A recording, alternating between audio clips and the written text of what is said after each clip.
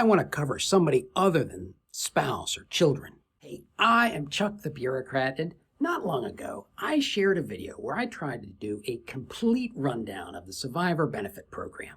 But there was one aspect that I intentionally glossed over that might be important to you: the insurable interest. The reason that I didn't cover the insurable interest in that previous video is because the costs and benefits associated with that kind of coverage are very different, and I didn't want to cause confusion. So let's start by reviewing the people that the Survivor Benefit Program can cover. You can cover your children and one other person. That additional person can be your spouse, a former spouse, or this insurable interest. To cover an insurable interest, you have to be unmarried, and you can only cover one insurable interest. So who can be covered in this way?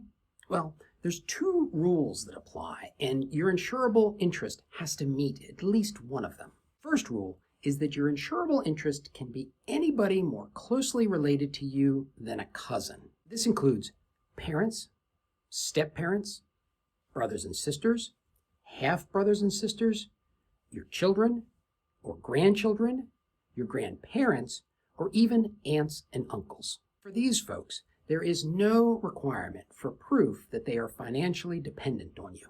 The alternate rule for a person who's eligible to be covered as an insurable interest is somebody who would be financially impacted by your death. Now, it has to be a person, so it can't be a business or a charity or a fraternity. Some examples of an insurable interest include a fiancé or a common law spouse. But here is the important part about this rule.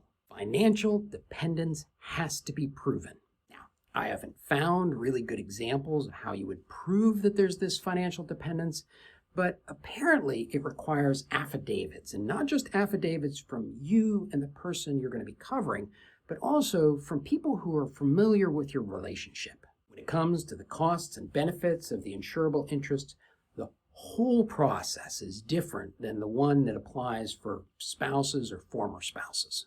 First, the base amount is the service member's full monthly pension. You might remember that for a spouse or a former spouse, you could elect a base amount anywhere between $300 and the full monthly pension.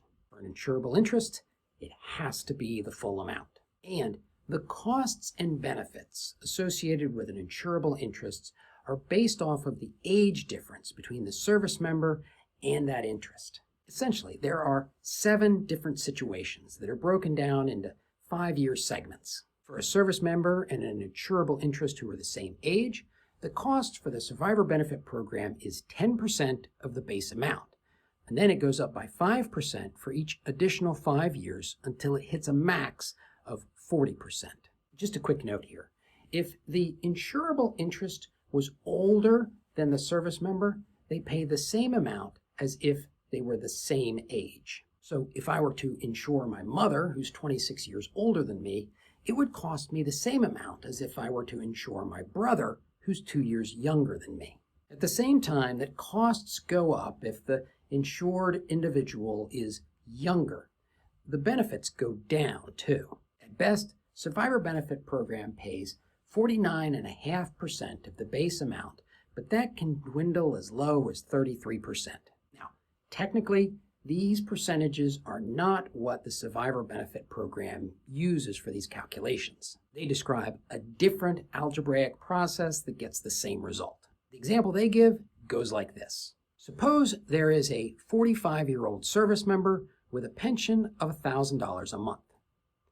The insurable interest is 32 years old, so that's a 13-year difference. The cost will be 20% of the pension, or $200. The full pension, $1,000, minus the cost, $200, times 55% will give the same result as my percentages. Okay, but so what? Well, first off, this is a really, really expensive insurance program.